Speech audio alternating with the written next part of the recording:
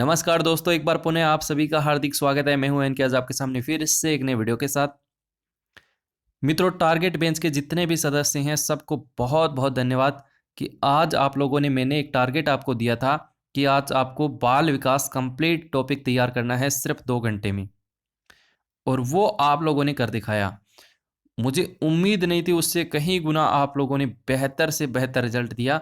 और यकीन रखिए दोस्तों, अगर आप इस सोच के साथ तैयारी कर रहे हैं, शॉर्ट नोट्स को आप अपने एक पेज में समाहित कर एक टॉपिक को बहुत अच्छे से तैयार कर रहे हैं, तो एग्जाम में काफ़ी मदद मिलेगी। ज़्यादा बात नहीं करेंगे, सीधा चलेंगे कि आप लोगों ने क्या तैयारी की, कौन कौन से नोट्स बनाए, किसने क्या भेजा मेरे पास, उनकी भी बात करेंगे। और इस वीडियो के अंत में मैंने भी आप लोगों के लिए बाल विकास से संबंधित कुछ इंपॉर्टेंट चीज़ें कलेक्ट की हैं, वो भी हम डिस्कस करेंगे। तो कल के लिए मैं बता देता हूँ, कल आपको सुबह 5 बजे उठ के 5 से 7 बजे तक अधिगम का हमारा दूसरा टॉपिक रहेगा। बहुत इंपॉर्टेंट टॉपिक है एग्जाम की दृष्टि से, ये आपको कंप्लीट करना है। और कल शाम को 6 बजे से पहले पहले आपको अधिगम के बारे में एक पेज में जितना भी आप कवर कर सकते हैं उतना मेरे पास भेजेंगे, ठीक है। अधिगम को कंप्लीट करना ये टारगेट रहेगा कल का। आज आपने बाल विकास को कंप्लीट किया है, देख लेते हैं, थोड़ा सा और रिवीजन कर लेते हैं।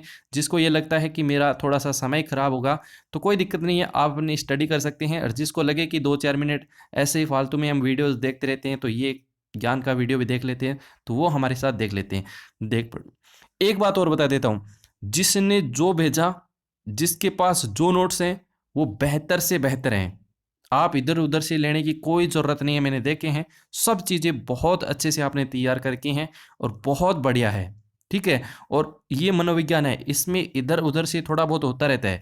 अब किशोरावस्था की 16 भी एज होती है, 17 भी एज होती है, ऑप्शन में 15 हो तो 15 भी होती है। एक शब्द आता है कि मध्य किशोरावस्था, तो इधर उधर थोड़ा बहुत चलता रहता है, साइको है। लेकिन आपने बहुत गजब का इसका रिजल्ट दिया है। सीधा चलते हैं मोना के पास, और उन्होंने क्या भेजा है, क्या इंपॉर्टेंट चीज़ उनको लगी, वो देखते हैं। सबसे पहले मैं आपको बताता हूं कि हमारी यूनिट में अक्सर है क्या, प्रश्न कैसे आएंगे। देखिए, जो बाल विकास की टॉपिक है उसमें साफ साफ अक्षरों में लिखा है कि वृद्धि और विकास की संकल्पना, की वृद्धि क्या है, विकास क्या है, यहाँ से रिलेटेड प्रश्न आया है पीछे के एग्जाम में और आगे भी आने वाला है। दूसरा है विकास के विभिन्न आयाम एवं सिद्धांत, साफ साफ अक्षरों में लिखा है कि विकास के आयाम और सिद्धांत क्या है। और तीसरा पॉइंट दे रखा है कि विकास को प्रभावित करने वाले कारक कौन कौन से हैं, विशेष रूप से परिवार और विद्यालय के संदर्भ में आपको बताने हैं, ठीक है। और अधिगम से उसका संबंध क्या है। और एक है वंशक्रम और वातावरण की भूमिका विकास में क्या है। हालांकि वंशक्रम और वातावरण के बारे में एक छोटा सा सेशन हम पूरा डिटेल से लेंगे। फिलहाल देखते हैं, मोना के पास चलते हैं।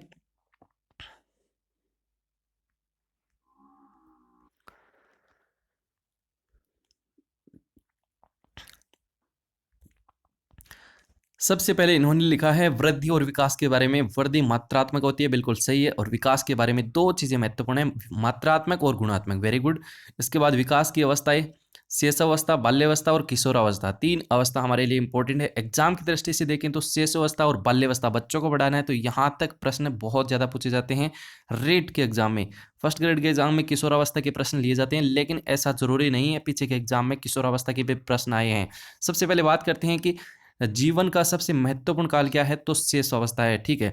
शेष अवस्था जन्म से 5 वर्ष होती है। पर्टिकुलर शेष अवस्था की बात करते हैं, बाल्यावस्था को 5 से 6 वर्ष या 6 से 12, इट्स नॉट डोंट माइंड, ठीक है। किशोरावस्था 12 से 18 वर्ष, ठीक है। आगे बात करते हैं बाल्यावस्था, प्रतिद्वंदात्मक सामाजिकरण काल की अवस्था, ये किलपेट्रिक ने कहा है। और मेरे ख्याल से ये जो कथन है बेहद महत्वपूर्ण है एग्जाम की दृष्टि से। किशोरावस्था के बारे में, किशोरावस्था की जब भी बात आती है तो तूफान आते हैं, संघर्ष आता है और तनाव की अवस्था इसको बोला जाता है। और इसके किशोर मनोविज्ञान के जनक भी स्टेनले हॉल को माना जाता है। तो स्टेनले हॉल का किशोरावस्था के क्षेत्र में बहुत बड़ा योगदान है, तो इनको भी याद रखिएगा। बाल्यावस्था के बारे में छदम परिपक्वता का काल, ये बेहद महत्वपूर्ण है परिभाषा, और ये कही है रॉस ने, ये भी आप याद रखिएगा। बात करते हैं विकास के सिद्धांत। तो विकास के सिद्धांत में हम बात करते हैं तो मनोलैंगिक विकास का सिद्धांत दिया था सिगमंड फ्राइड ने, याद रखिएगा। मनोलैंगिक की बात कर रहा है, ठीक है, सिगमंड फ्राइड के, ठीक है। संज्ञानात्मक विकास का क्षेत्र किसने दिया था? पियाजे ने दिया था। संज्ञानात्मक विकास का क्षेत्र, आपसे पूछे कि विकासात्मक सिद्धांत किसने दिया था? विकासात्मक क्षेत्र, तो भी पियाजे रहेगा, ठीक है। मनोसामाजिक सिद्धांत एरिक्सन का है। देखिएगा इनमें बड़ा कंफ्यूज होते हैं। मनोलैंगिक सिगमंड फ्राइड का है, मनोसामाजिक एरिक्सन का है, और भाषा के संदर्भ में चॉम्स्की है, और नैतिक विकास के संदर्भ में कोहलबर्ग का है। देखो इन्होंने कितनी बड़ी बात लिखी है कि ये चीजें मेरे जहन में रहनी चाहिए। लास्ट एग्जाम तक कई बार हम भूल जाते हैं। सीधा प्रश्न आता है समाज के बारे में, तो आपको सिर्फ समाज की बात करता है तो वाइगोत्स्की को लेना है यहाँ पे, ठीक है। तो ये भी चीजें आप याद रखिएगा। इन्होंने विकास के नियम की बात की है, तो एक तो उन्होंने बताया है कि दिशा का नियम होता है, सिर से पैर की ओर होता है और केंद्र से बाहर की ओर। व्यक्तिगत विभिन्नता, विभेदीकरण, निरंतरता का नियम और सामान्य से विशिष्ट, ये इंपॉर्टेंट है, थोड़ा सा याद रखिएगा। वुडवर्थ ने इसके बारे में लिखा है कि विकास होता है वंशानुक्रम और वातावरण दोनों का गुणनफल है। एक भी जीरो, इसका मतलब विकास उसका जीरो, ठीक है। शारीरिक विकास के संदर्भ में उन्होंने हड्डियों की संख्या बताई है कि शिशुअवस्था में 270 होती हैं, और किशोरावस्था में इनकी संख्या जो होती है वो होती है 206 हो जाती है, और बाल्यावस्था में ये थोड़ा सा विस्तार हो जाता है, 350 तक हड्डियां चली जाती हैं, लेकिन बाद में 206 की हम बात करते हैं। ये बहुत बढ़िया चीज़ें उन्होंने लिखी हैं। आगे बात करते हैं। देखो मज़ा आ रहा होगा आपको पढ़ने में भी, और टॉपिक पढ़ने में भी, और यहाँ पर रिवीजन करने में भी। कितना हम शॉर्ट में रिवीजन कर रहे हैं, कितनी चीज़ों को डिस्कस कर रहे हैं, ठीक है। तो ये एक बहुत बड़ी चीज़ है। आपने, मेरे ख्याल से आपने टॉपिक को तैयार किया तो हर एक चीज़ को आपने देखा होगा। और मैं कहता हूँ कि अगर आपने एक टॉपिक ऐसे तैयार किया है, अगर इसी टॉपिक को हम फिर से अगर कभी बात करेंगे, डिस्कस करेंगे, तब देखना आप कितना आप अपने आप में इम्प्रूव देख पाते हैं। सबसे पहले दांत की बात कर लेते हैं। तो यहाँ पर दांत जो होते हैं वो 20 दांत अस्थायी दांत होते हैं, जीवन में 2 बार आते हैं। इनको दूधिया दांत भी बोला जाता है, और स्थायी दांत की संख्या 12 होती है। स्थायी दांत की संख्या कितनी होती है? 12, और 20 और प्लस कितने होते हैं आपके? 32 दांत, ठीक है। आगे बात करते हैं। भाषा विकास की अगर बात करें तो 9 से 10 महीने में एक शब्द और सामान्य वाक्यों में त्रुटि सुधारना 12 वर्ष में हो जाता है, और ध्वनि को पहचानना 4 से 5 महीने में, ध्वनि का उच्चारण 6 से 9 महीने में हो जाता है, वाक्यों का प्रयोग 3 साल में। देखो यहाँ से कोई प्रश्न आता है तो थोड़ा सा आप अपना कॉमन सेंस लगा के हल करेंगे। एक बच्चे के बारे में, छोटे बच्चे के बारे में बेसिकली आप जानते हैं, तो ये थोड़ा थोड़ा आपको दिमाग लगा के 4 ऑप्शन आपकी इसमें मदद करेंगे, ठीक है। रटने के बिंदु नहीं है ये बिंदु, ठीक है। थोड़ा सा आप ध्यान रखिएगा, थोड़ा सा आप पढ़ लीजिएगा। इसके बाद सीधा चलते हैं संज्ञानात्मक विकास के क्षेत्र में। जीन पियाजे जो स्विस के थे, स्विट्जरलैंड के थे, उन्होंने 4 अवस्थाओं का जिक्र किया। पहला उन्होंने बताया संवेदी कामक अवस्था, जिसको एसएमएस कहा जाता है। सेंसर मोटर स्टेज 0 से जन्म से 2 वर्ष इसको बोला जाता है। उसके बाद आता है आपका सीओएस यानी पूर्व संक्रियात्मक अवस्था 2 से 7 वर्ष। मूर्त संक्रियात्मक अवस्था 7 से 12 वर्ष। अमूर्त संक्रियात्मक अवस्था 12 से 18 वर्ष। कितनी बड़ी चीज उन्होंने लिखी है कि मुझे तो एग्जाम में ये चीज ही याद रहनी चाहिए, बस यहाँ से कोई प्रश्न आएगा मैं वहां से कर लूंगी, मतलब ये मोना कह रही है, ठीक है। तो ये चीजें भी बेहतर हैं। आपने 4 अवस्थाएं लिखी हैं, चारों अवस्थाओं का आपकी एज आपको ध्यान में है, चारों अवस्थाओं का नाम ध्यान में है, तो कहीं ना कहीं इनसे कोई प्रश्न आएगा तो आप आराम से इसको कर पाएंगे, ठीक है। बहुत बढ़िया। इसके बाद सीधा चलते हैं सामाजिक विकास, संवेगात्मक विकास। संवेग के संदर्भ में रीट में प्रश्न आए ऐसा हो नहीं सकता। ब्रिजेश कहता है कि जन्म के समय शिशु में कोई संवेग नहीं होता, सभी संवेगों का विकास 2 वर्ष तक संभव हो जाता है, ठीक है। मैकडूगल व गिलफोर्ड ने 14 संवेग बताए हैं। वॉटसन ने शिशु में 3 संवेग बताए हैं, प्रेम, क्रोध और भय संवेग को सबसे ज्यादा प्रबल उन्होंने बताया है। इसके बाद आगे बात करते हैं कि संवेगात्मक विकास का अनोखा काल बाल्यावस्था को कहा जाता है। नैतिक विकास की बात कर लेते हैं, तो नैतिक विकास के संदर्भ में सबसे बड़ा महत्वपूर्ण योगदान जो है कोहलबर्ग का है। हालांकि थोड़ी सी चर्चा जीन पियाजे भी करते हैं, लेकिन जीन पियाजे का बहुत बड़ा महत्वपूर्ण संज्ञानात्मक विकास के क्षेत्र में है। नैतिक विकास की बात कर लेते हैं। 4 अवस्थाएं। देखिए दोस्तों, मैं थोड़ा सा रिपीट कर रहा हूँ, रिपीट का मतलब मैं स्पीड से बोल रहा हूँ। अब वो चीज़ें आपने पढ़ी हैं तो मैं नहीं चाहता कि आपका समय खराब हो, क्योंकि इसी टॉपिक को पढ़ाने में 2 से ढाई घंटे लगा देते हैं टीचर्स, लेकिन हम एक क्विक रिविजन कर रहे हैं, और उम्मीद करता हूँ कि आप इस सोच के साथ तैयारी कर रहे हैं, थोड़ा सा रिविजन के माध्यम से देख रहे हैं, तो ये वीडियो आपके लिए बहुत हेल्पफुल रहेगा, ठीक है। सीधा बात करते हैं नैतिक विकास के क्षेत्र में। तो यहाँ पर इन्होंने शुरुआत में 4 अवस्थाओं का जिक्र किया था। अनियमित यानी बालक न तो नैतिक व अनैतिक। दूसरा उन्होंने विषम जातीय अधिकार पुरस्कार और दंड की इन्होंने बात की। विषम जाति में फ्रेंड्स के सहयोग से इनके, देखो सीधा चलते हैं हम इनके नीति विकास का जो क्षेत्र वर्तमान का क्षेत्र है उसकी हम बात करते हैं। तो उसके संदर्भ में आपको ध्यान रखना है कि संशोधन के बाद 3 स्तर बताए थे। कोई भी सिद्धांत से प्रश्न आता है तो वर्तमान का उसमें का क्या रोल है, वर्तमान में वो कैसा है, तो वहाँ से प्रश्न ज़्यादा उठते हैं। तो याद रखिएगा ये चीज़ें महत्वपूर्ण है कि इस नीति विकास के क्षेत्र में उन्होंने 3 अवस्थाएं बताई थी, 3 स्तर बताए थे और प्रत्येक अवस्था में 2-2 अवस्थाओं का जिक्र किया था। प्री कन्वेंशनल स्टेज, दूसरा कन्वेंशनल, तीसरा है पोस्ट कन्वेंशनल। इनका नाम आता रहता है, रूढ़िगत भी आता है कई जगह, तो मैं वो आपको लास्ट में करवा दूंगा, ठीक है। विकास को प्रभावित करने वाले कारक देखें तो वंशानुक्रम और वातावरण, बहुत ही संक्षिप्त में लिखा है, हालांकि मैं भी आपको लास्ट में करवाऊंगा, नो टेंशन, ठीक है। अब चलते हैं दूसरे कैंडिडेट के पास सीधा।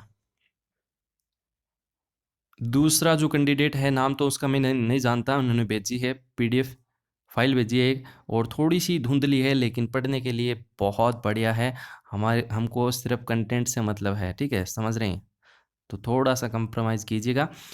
बाल विकास इन्होंने लिखा है कि बालक की शारीरिक, मानसिक, बौद्धिक, सामाजिक पक्षों को विकास का बाल विकास कहलाता है, ठीक है। बाल मनोविज्ञान का जनक इन्होंने माना है पेस्टालॉजी को। सर्वप्रथम बाल विकास का अध्ययन जॉन लॉक ने किया था। बाल विकास के जनक स्टेनले हॉल हैं। भारत में बाल विकास के अध्ययन की शुरुआत है 1930 में कराई थी। देखिए ये चीज़ें जो हैं, ये चीज़ें कोई भी टीचर जब पढ़ाता है, किसी भी इंस्टीट्यूट में पढ़ाता है, सबसे पहले यही चीज़ें लिखवाता है। क्यों? क्योंकि एक बच्चे का फ्लो बन जाए कि यहाँ से एक थीम बन जाती है बच्चों की। हालांकि यहाँ से प्रश्न मेरे ख्याल से बहुत कम पूछे जाते हैं, फिर भी आप रखने को याद कर सकते हैं, क्योंकि अपना जो सिलेबस है उसमें सिर्फ बिंदु लिख रखे हैं कि अभिवृद्धि और विकास से स्टार्ट करना है आपको। वहाँ से प्रश्न बहुत मजबूती से आता है, यानी जो हमारे सिलेबस में है वो चीज़ें महत्वपूर्ण हैं। तो ये भी आप इतिहास भी, ठीक है, आप अच्छी चीज़ है, आप नॉलेज रखते हैं तो ये बहुत बड़ी बात है, क्योंकि मनोविज्ञान है, अपार भंडार है। जितना जीके होता है वैसे मनोविज्ञान भी बहुत कुछ है, ठीक है। बाल विकास के बारे में बात करते हैं तो ये गुणात्मक और परिमाणात्मक होती है। एक डेफिनेशन बाल विकास को कंप्लीट कर देती है। अभिवृद्धि की बात करें तो केवल मात्रात्मक होती है, अच्छी बात है। सीधा चलते हैं इनकी इनके थोड़ा सा आपका रिवीजन हो रहा है, ये चीज़ें हम पढ़ चुके हैं, वैसे कुछ नया क्या मिलता है वो देखते हैं, ठीक है। बाल विकास की अवस्था, शेष अवस्था 0 से 5 वर्ष, और इसके बारे में इन्होंने लिखा है कि जीवन का सबसे महत्वपूर्ण काल होता है। स्वार्थी और स्व केंद्रित भावना होती है, नैतिकता का अभाव होता है, प्रबल जिज्ञासा होती है, और सीखने का आदर्श काल माना जाता है। ये सारी चीज़ें बहुत महत्वपूर्ण है, बहुत अच्छी चीज़ें लिखी हैं। बाल्यावस्था के बारे में बात करते हैं तो जीवन का निर्माणकारी काल, मूर्त चिंतन की अवस्था, और यहाँ पे लिखी है खेलों की अवस्था, ठोस वस्तु पर विचार की अवस्था, और अनोखा काल, यानी बाल्यावस्था को अनोखा काल किसने कहा है? देखो कोल ब्रूस ने कहा है, थोड़ी सी याद रखिएगा, ठीक है।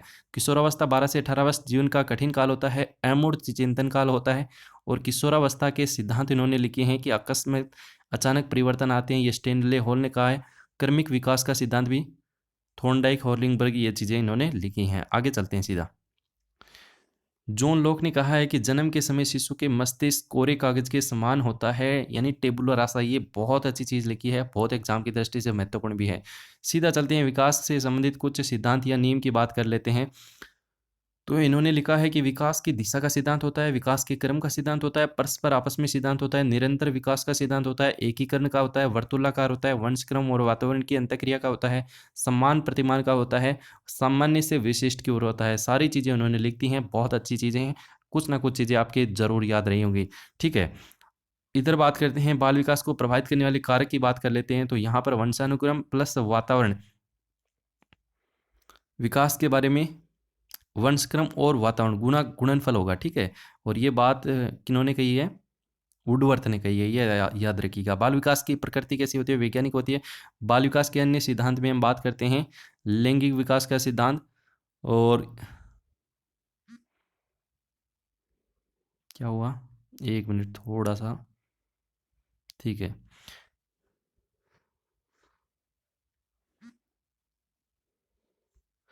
पांच अवस्थाएं इन्होंने बताई हैं। मुख्य अवस्था उत्तर लैंगिक अवस्था, या अच्छा सिगमंड फ्राइड की बात कर रहा है, यानी मनोलैंगिक जो सिद्धांत है उसकी बात करता है। गुद्दी अवस्था और सुप्त अवस्था और जननेंद्रिय, ठीक है। कोहलबर्ग की बात करते हैं तो ये लिखते हैं कि कोहलबर्ग ने 3 अवस्थाओं का जिक्र किया है, प्री कन्वेंशनल, कन्वेंशनल और पोस्ट। ये हम बात कर चुके हैं, ठीक है, बहुत अच्छा है। और जीन पियाजे के बारे में 4 चीज़ें उन्होंने लिखी हैं कि पहली अवस्था इंद्रिय जनित अवस्था है, 2 से 7 वर्ष है प्रियसंक्रियात्मक अवस्था, 7 से 11 वर्ष या 7 से 12 वर्ष ये मूर्त संक्रियात्मक और 11 से 15 वर्ष अमूर्त संक्रियात्मक अवस्था। सीधा चलते हैं फिर दूसरे कैंडिडेट के पास। थोड़ा सा इन्होंने अंत में और लिखा है किसके बारे में, मनोसामाजिक के बारे में, एरिक्सन के बारे में, और इन्होंने 8 अवस्थाओं का जिक्र किया था। क्या पहली कौन सी अवस्था थी? हाँ, मनोसामाजिक सिद्धांत है, उन्होंने 8 अवस्थाओं का जिक्र किया था। इन 8 में से आपकी पहली जो 5-6 अवस्थाएं हैं वो बहुत ज़्यादा महत्वपूर्ण है। पहले उन्होंने बताया कि विश्वास और अविश्वास की अवस्था, दूसरा है स्वतंत्रता और लज्जा की अवस्था, तीसरा है पहल बनाम भ्रांति, चौथा है परिश्रम और हीनता, पांचवा है पहचान बनाम भूमिका, घनिष्ठता बनाम अलगाव, और नीचे वाली इतनी ज़्यादा महत्वपूर्ण नहीं, ऊपर वाली याद रख लीजिएगा, ठीक है। भाषा विकास के सिद्धांत चॉम्स्की की, और इन्होंने भाषा के 2 अवस्थाओं का जिक्र किया, प्रारंभिक अवस्था और वास्तविक अवस्था, ठीक है। ये चीज़ें आप याद रखिएगा। सीधा चलते हैं तीसरे कैंडिडेट के पास। 16 मिनट का हो गया, लगभग 10 मिनट और लगेंगे। खैर थोड़ा सा कॉम्प्रोमाइज़ कीजिएगा, चीज़ें बेहतर पड़ेंगी। ये हैं, इन्होंने भी बाल विकास के बारे में क्या क्या लिखा है वो देख लेते हैं।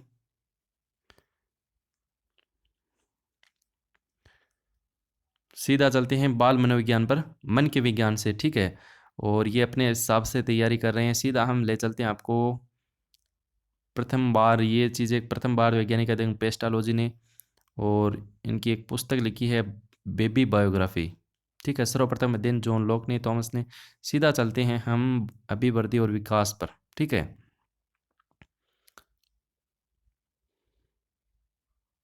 तो इसको आप थोड़ा सा देख लीजिएगा, बहुत अच्छी चीज़ें लिखी हैं, अपने हिसाब से इन्होंने तैयारी की है।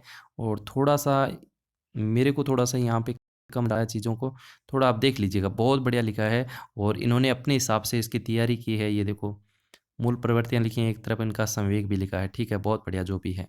कुछ और देखते हैं, फिर आगे चलते हैं।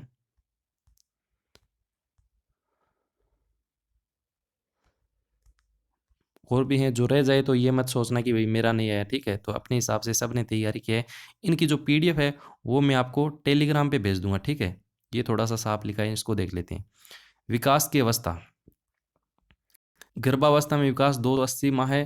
गर्भकाल के दौरान 2 महीने लगभग सभी अंगों का विकास हो जाता है। सबसे पहले सिर का निर्माण हुआ, और इन्होंने बताया कि एक्टोडर्म जो होती है वो ऊपर की परत होती है, मेसोडर्म मध्य की परत, एंडोडर्म सबसे अंदर की परत।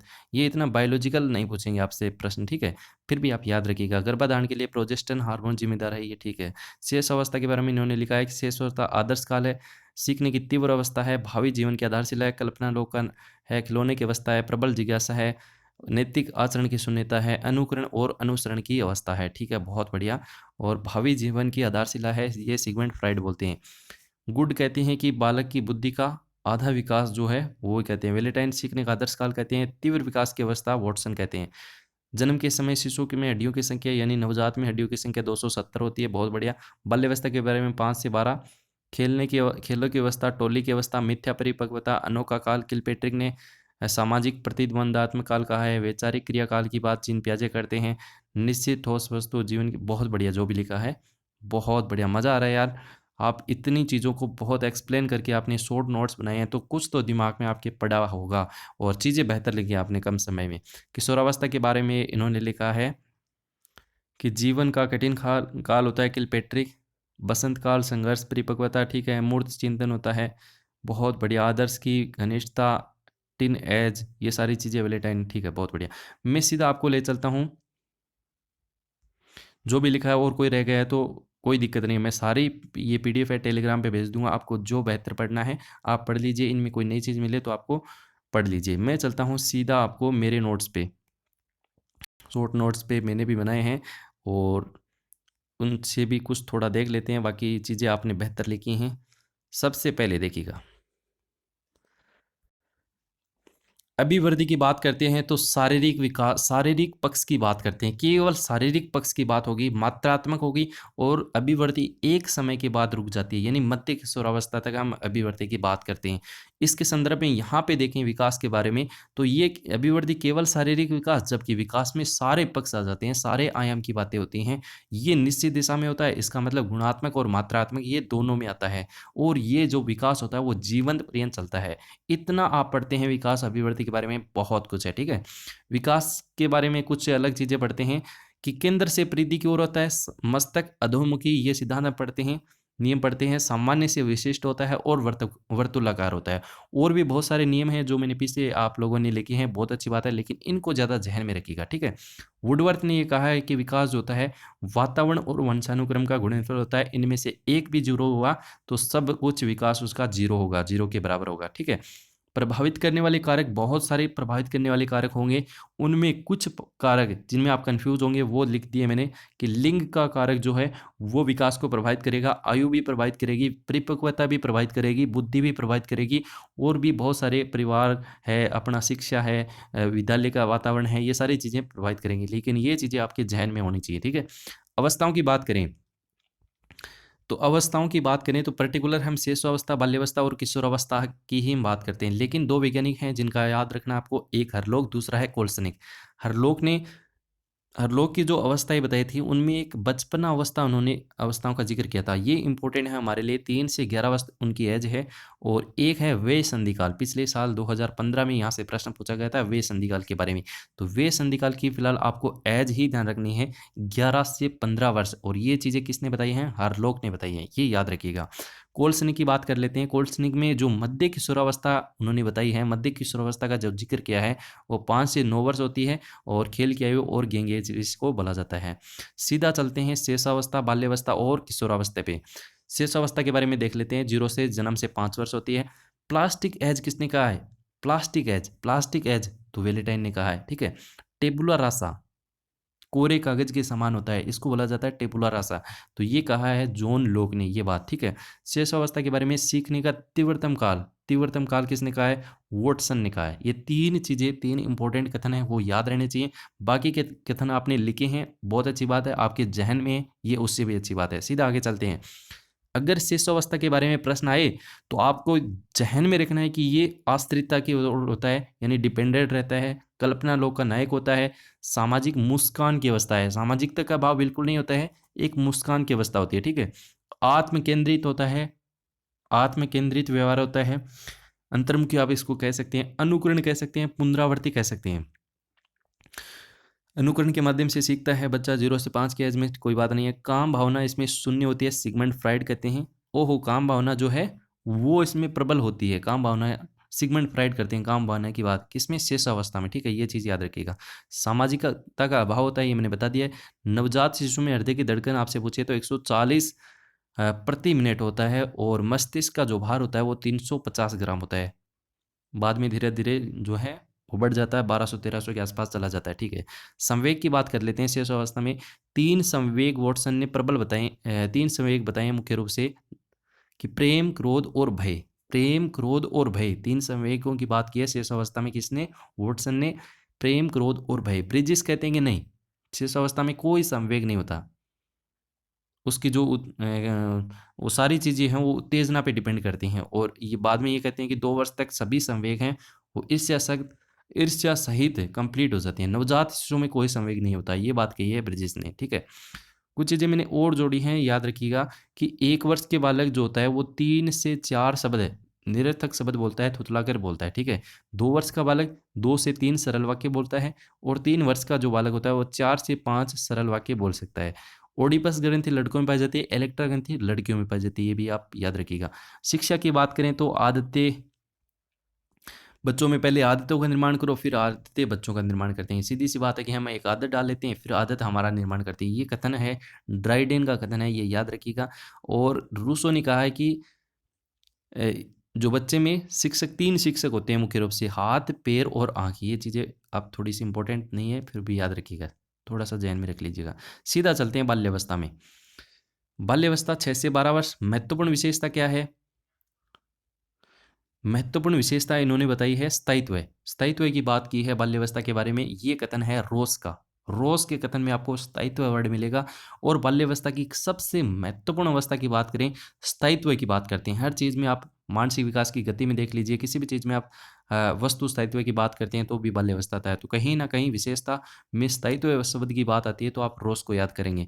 छद्म परिपक्वता आप सब लोगों ने लिखा है। मिथ्या परिपक्वता के बारे में ये भी रोस का कथन है। और वैचारिक क्रिया, वैचारिक क्रिया का काल हम जीन प्याजे में पढ़ते हैं, तो ये भी आप प्याजे को शब्द याद रखिएगा। बाल्यावस्था के बारे में समूह है आ जाए, ग्रुप आ जाए, दल आ जाए, एक प्रकार से हम सब समझते हैं कि 6 से 12 वर्ष का बच्चा जो होता है वो कहाँ रहता है। आप अपना अंदाज़ा लगा सकते हैं, रटने का बिंदु बिल्कुल नहीं है। गैंग एज हो जाएगा। टॉय एज आपसे पूछे तो पूर्व बाल्यावस्था होगा, प्ले एज आपसे पूछे तो उत्तर बाल्यावस्था होगा। दोनों को आप एक साथ याद रखिएगा।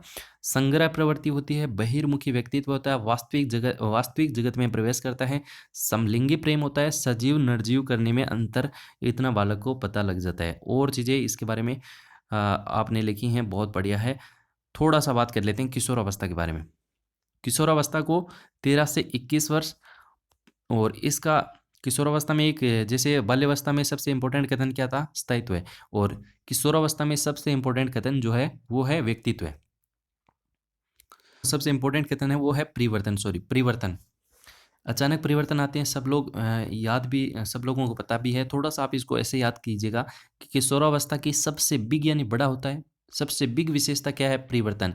तो ये परिवर्तन जब भी शब्द आता है तो आपको दिमाग लगाना, ये बिग व हैंड की परिभाषा है। थोड़ा सा आप इसको कनेक्ट कर लीजिएगा बिग के साथ। हाँ, ये चीज़ें याद रखिएगा। शेष अवस्था की पुनरावृत्ति, शेष अवस्था में जैसा होता है सेम वैसी वैसी प्रोसेस आप किशोरावस्था में देखते हैं, तो इसको नाम दिया है रोशनी की शेष अवस्था की पुनरावृत्ति किशोरावस्था में। तो ये कथन भी आपको याद रखिएगा। किशोर मनोविज्ञान के जनक स्टेनले हॉल का, और इन्होंने तनाव, दबाव, तूफान की अवस्था कहा है। ये एक महत्वपूर्ण कथन है जो आप लोगों के बहुत ज़्यादा याद होगा। आगे चलते हैं। सर्वाधिक जोखिम आ जाए, उलझन क्या आ जाए, समायोजन की समस्या। पिछले साल प्रश्न आया था, यहाँ से समायोजन की समस्या से रिलेटेड प्रश्न आता है। समायोजन का सबसे अच्छा तरीका कौन सा होता है, जब हम रक्षात्मक युक्ति की बात करते हैं तो कहीं ना कहीं लिंक करके प्रश्न आता है, तो ये याद रखिएगा। सीधी सी बात है, समायोजन की दिक्कत होगी, अचानक परिवर्तन आएंगे तो जितनी सारी दिक्कतें हैं वो सारी किशोरावस्था में जाएंगी। विषम लिंगी प्रेम होगा, और वीर पूजा की भावना, ये याद रखिएगा। हीरो वर्शिप, वैचारिक क्रिया का लोप होता है, क्योंकि अचानक परिवर्तन आते हैं तो इतना ज़्यादा जो है विचार करने की क्षमता नहीं रहती है। बिल्कुल एमोड चिंतन की अवस्था हम इसी में पढ़ते हैं, ठीक है। इसके बाद देखिएगा, विकास के सिद्धांत में हम बात करते हैं तो कोहलबर्ग का नाम आता है, पियाजे का नाम आता है, मुख्य रूप से वाइगोत्स्की और एरिक्सन, इनका तो बहुत बड़ा योगदान है।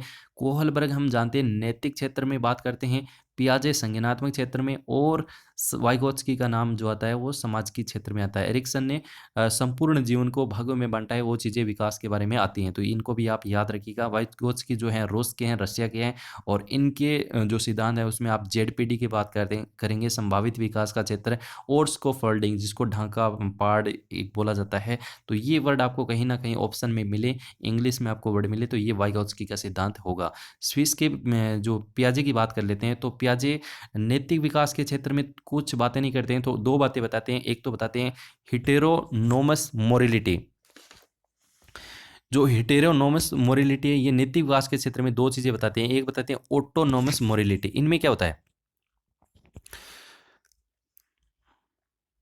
नैतिकता के बारे में दो चीजें बताते हैं। एक तो हिटेरोनोमस मोरिलिटी, इसमें ये कहते हैं कि जो एक बच्चा होता है जो 4 से लगभग 10 की एज तक का, तो उसमें 4 से 7 की एज तक का, उसमें जो एक नैतिकता होती है वो कैसी होती है, प्राकृतिक होती है, ईश्वरीय नैतिकता होती है, ईश्वरीय नैतिकता होती है। इसमें क्या होता है कि मान लीजिए, ऐसा मान लीजिए कि इसमें जितने भी नियम होते हैं वो अपरिवर्तनीय होते हैं, अटूट होते हैं, यानी कोई भी व्यक्ति है इन नियमों को नहीं तोड़ पाता। ये चीज़ें कहते हैं हेटेरोनोमस मोरिलिटी में। ऑटोनोमस में ऐसा नहीं है। ऑटोनोमस में ये कहते हैं कि नहीं, नैतिकता जो होती है वो ईश्वरीय को नहीं मानकर क्या मानते हैं, मानवीय व्यवहार मानते हैं। थोड़ा सा आप ध्यान रख लीजिएगा। बाकी पियाजे का जो मोटा मोटी देखे तो संज्ञानात्मक क्षेत्र इंपॉर्टेंट है। एक में ये कहते हैं कि ईश्वरीय जो नैतिकता होती है इसको कोई भी तोड़ नहीं सकता। दूसरे में ये कहते हैं ये जो बच्चे होते हैं लगभग इनकी एज बताई है 10 वर्ष के बाद, ऑटोनोमस मोरिलिटी में। थोड़ा सा याद रख लीजिएगा कि इन नियमों को तो 10 से जो बाद के जो बच्चे होते हैं इनके जो नैतिकता होती है वो कैसी होती है, ईश्वरीय नहीं मानकर वो मानते हैं मानवीय, कि इनको कोई भी नियम को तोड़ सकता है, और यदि किसी ने नियम तोड़ा है तो उसको सजा से भी वो वंचित रह जाता है। ये इस चीज़ें कहते हैं। बाकी संज्ञानात्मक विकास का क्षेत्र जो है वो इनका बहुत बड़ा योगदान है, और इसमें इन्होंने 4 अवस्थाओं का जिक्र किया है। पहली है एसएमएस, संवेदीगामक अवस्था, दूसरी है पूर्व संक्रियात्मक अवस्था, तीसरी है संक्रियात्मक अवस्था और चौथी है फॉर्मल ऑपरेशनल स्टेज। मैंने 4 चीज़ें बहुत इंपॉर्टेंट लिखी हैं। एसएमएस में आपको मिलेगा वस्तु स्थायित्व या वर्ताकार बहुलता, ये आपको मिले तो ये एसएमएस यानी पूर्व जो 0 से जन्म से 2 वर्ष की अवस्था है पियाजे की, उस अवस्था में ये जिक्र करते हैं। संकेत की बात करते हैं, संकेतों से समझने लगता है, इशारों से समझने लगता है, छोटे-छोटे संप्रत्यय बनने लग जाते हैं, एक विमीय तर्क करने लग जाता है। इस प्रकार से संबंधित आपसे प्रश्न पूछे तो ये है आपकी पूर्व संक्रियात्मक अवस्था। मूर्त संक्रियात्मक अवस्था में आपको नाम से याद आपको रखना है कि मूर्त चीज़ों पर चिंतन होता है। जो आपके सामने चीज़ें होती हैं, प्रत्यक्ष चीज़ें होती हैं, उन पर ही चिंतन होता है। और अमूर्त में नाम से ही पता चल रहा है, अमूर्त चिंतन बच्चा करने लग जाता है। कोहलबर्ग ने 3 चीज़ें महत्वपूर्ण बताई हैं। पूर्व रूढ़िगत व्यवहार एक उन्होंने बताया, दूसरी जो स्टेज है उसका नाम है रूढ़िगत। प्राक संक्रियात्मक प्राक प्री कन्वेंशनल और कन्वेंशनल और पोस्ट कन्वेंशनल 3 स्टेज बात की है। और हिंदी में इनको बोला जाता है पूर्व रूढ़िगत, प्राक रूढ़िगत भी बोला जाता है, एक ही बात है, वो आप पता लगा लेंगे। रूढ़िगत और उत्तर रूढ़िगत, कोहलबर्ग के 3 नाम ही आपको याद हैं तो कोहलबर्ग का सिद्धांत भी आपको याद है।